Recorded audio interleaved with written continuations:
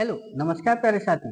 मैं सचिन चौधरी आपके अपने YouTube channel reasoning bye Sachin sir में आपका स्वागत करता हूँ। देखिए गाइस, आपका भर्ती बोर्ड में एक बहुत ही बढ़िया एक नोटिफिकेशन आपके सामने आया है। इसमें क्या आया है कि रेलवे सुरक्षा बल यानी आरपीएफ की जो है कांस्टेबल और सब इंस्पेक्टर की जो है पोस्ट का नोटिफिकेशन आपका जारी हो चुका है। तो गाइस, आज मैं उसी के बारे में आपको डिटेल थोड़ा सा डिस्कस करता हूँ। देखिए गाइस, इसमें आपसे बस क्या क्या बताया गया है इसके बारे में कि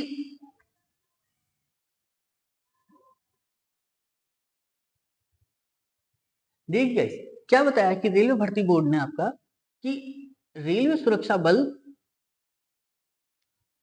और विशेष रेलवे सुरक्षा विशेष बल के लिए कांस्टेबल की भर्ती। इसके लिए देखिए गाइस, क्या है आपका आवेदन जो है कब से आवेदन कब से होंगे इसके आपके 15/4/2024 से, यानी मतलब आज से आज इसके आपके क्या है फॉर्म शुरू हो जाएंगे। और इसके आवेदन जमा करने की जो समाप्ति है वो कब है 14/5, यानी पूरा पूरा 1 महीना दिया गया है आपके पास। ठीक ठीक है। उसके बाद भी आपके पास अगर कोई इसमें कोई गड़बड़ी हो जाती है तो संशोधन और शुल्क के भुगतान सहित आवेदन में सुधार किए जाने के संबंध में विंडो की तिथियां जो है क्या है 15/5 से लेके 24/5, यानी मतलब 10 दिन तक वो आपके लिए खुली रहेंगी अगर आपको इसमें कुछ करेक्शन करना है या कुछ गलती हो गई है तो उसके लिए। अब देखिए गाइस, यहाँ पर क्या है कि जो कांस्टेबल के पद हैं वो कितने आए हैं यहाँ पर 4208, ठीक है ना। जबकि आपके अगर मैं एसआई की बात करूं तो यहाँ पर एसआई के लिए कितने हैं सिर्फ और सिर्फ 452 पोस्ट, ठीक है ना। जबकि कांस्टेबल के लिए कितनी पोस्ट आई है आपके पास 4208। टोटल इसी हिसाब से कितनी होगी गाइस 4640, ठीक है ना। 4660 वैकेंसी है टोटल, ठीक है ना गाइस। चलिए, जिसमें देखिए गाइस, अगर मैं एज की बात करूं तो एज कितनी है सब इंस्पेक्टर के लिए 20 से 28 वर्ष, और कांस्टेबल के लिए कितनी एज है 18 से 28 वर्ष।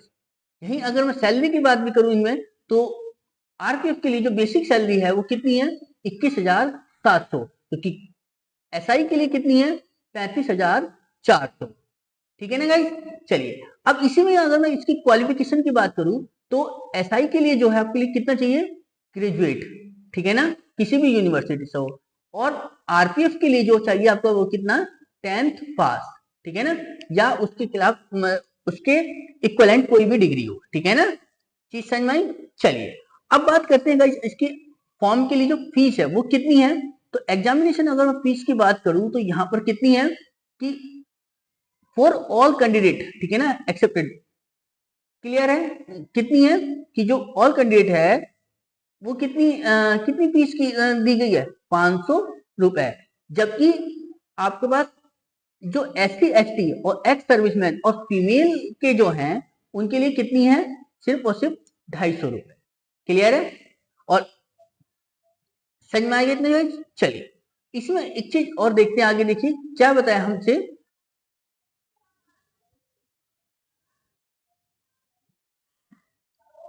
और एज के लिए अगर हम बात करें गाइस तो क्या है कि जनरल कैटेगरी वालों के लिए तो कोई छूट नहीं है, सिर्फ और सिर्फ क्या है 3 साल का उन्होंने एज रिलैक्सेशन इतना दिया है कि कोई कोविड के कारण जो है कोई वैकेंसी ना आने के कारण सिर्फ 3 साल का आरक्षण दिया, जो कि अब बढ़ के कितनी है सिर्फ और सिर्फ 28 कही गई है, ठीक है।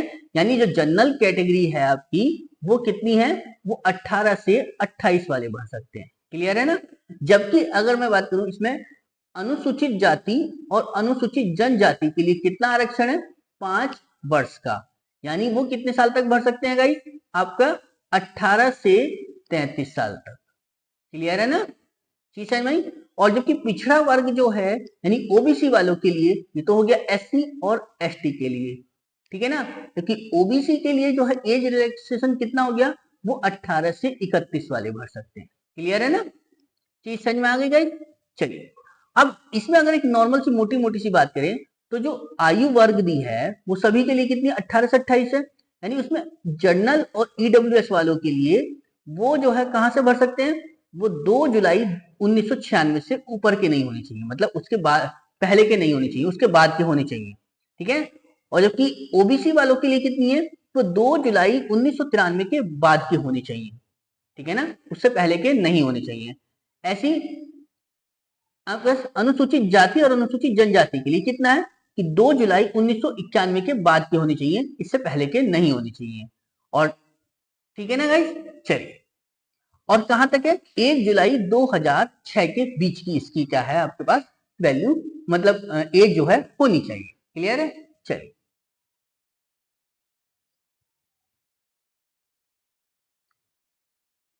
और जैसी परीक्षा शुल्क की बात बताए कि परीक्षा शुल्क हमारा कितना है गाइस,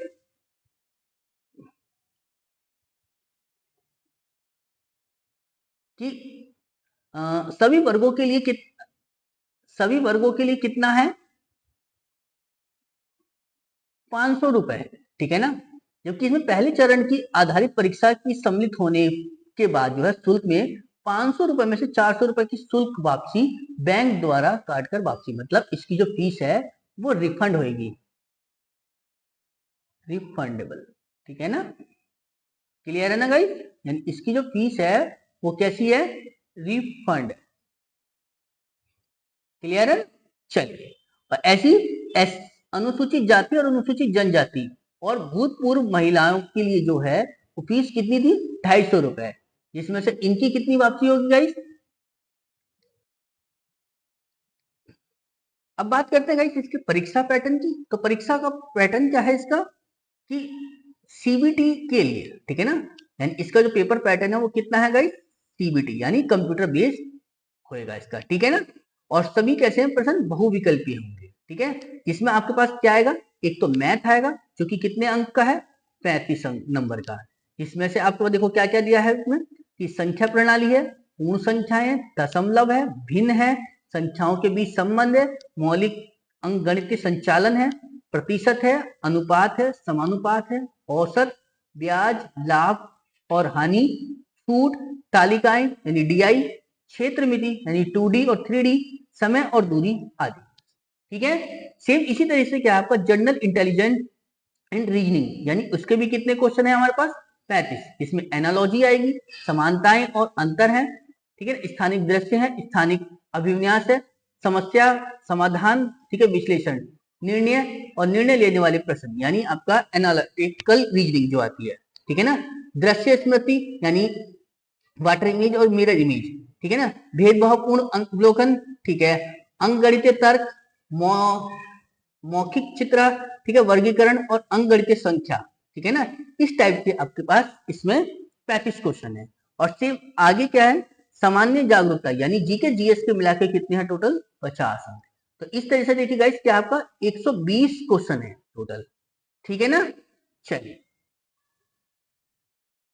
इसके बाद आप कांस्टेबल के लिए जो है वो कितनी है, 1600 मीटर की दौड़ है, जो कि कितने मिनट में, 5 मिनट 45 सेकंड में, ठीक है ना। और लंबी कूद के लिए बात करते हैं पुरुषों के लिए कितनी है, 14 फीट की, और ऊंची कूद के लिए बात करते हो कितनी है, 4 फीट की। ऐसी महिला कांस्टेबल के लिए कितनी है, 800 मीटर की दौड़ है, जो कि 3 मिनट 40 सेकंड में है, जिसमें लंबी कूद कितनी है गाइस, 9 फीट की, और ऊंचाई कितनी है, वो 3 फीट की है। क्लियर है। अगर मैं बात करता हूं यहाँ पर हाइट की, तो जनरल और ईडब्ल्यूएस और ओबीसी के लिए पुरुषों के लिए हाइट कितनी है, 165, और महिलाओं के लिए कितनी है, 157। जबकि चेस्ट जो है कितनी है, वो 80 नॉर्मल है, और एक्सपेंड करने के बाद में कितनी है, 85 है, ठीक है ना। और वही बात अगर एससी और एसटी की करते हैं, तो इसमें पुरुषों की कितनी है, 160 हाइट है, और महिलाओं की 152 है, ठीक है, जिसमें चेस्ट कितनी है, 76.2 से लेके कितनी है, 81.2 तक है, ठीक है ना। और जबकि आपके गढ़वालिया, गोरखा, मराठा, डोगरा, कुमाऊं, इन सब के लिए कितनी है, 163, और महिलाओं के लिए कितनी है, 155। क्लियर है ना गाइस। चलिए,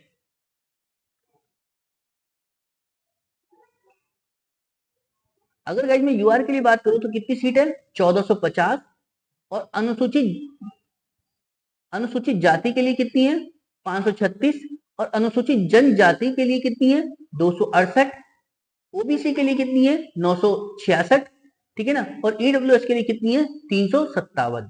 इस मिला के कितनी हो गई टोटल, ये 3577। जिसमें अनारक्षित महिलाओं के लिए कितनी है, यूआर की महिलाओं के लिए कितनी है 256, अनुसूचित जाति के लिए कितनी है 95, अनुसूचित जनजाति के लिए कितनी है 47, और अनुसूचित पिछड़ा वर्ग अन्य पिछड़ा वर्ग में कितनी है 170, ईडब्ल्यूएस में कितनी है 63। इस प्रकार मिलाकर टोटल कितनी है 631। टोटल कितनी होगा, और भूतपूर्व सैनिकों के लिए कितनी है 420। इस प्रकार मिलाकर कितनी, ठीक है ना गाइस। चलिए तो जल्द से जल्द इसके फॉर्म भर लीजिए, ठीक है ना। आज मैं आपको इसका फॉर्म का प्रोसीजर बता दूंगा कि इसके फॉर्म कैसे भरे जाएंगे, ठीक है। चलिए, थैंक यू। और गाइस आपको जो है हमारे इसी चैनल पर जो है आपको मैथ और रीजनिंग की बहुत ही शानदार सी क्लासेस आपको इस पर ही रेलवे की मिलती रहेंगी। और गाइस इस पर आपका रेलवे एएलपी और टेक्नीशियन की क्लास पहले से ही चल रही है, आप उनको भी जाके ज्वाइन करें। और आपकी जो है जल्द ही जो है आरपीपी क्लास भी शुरू कर दी जाएगी। Thank you.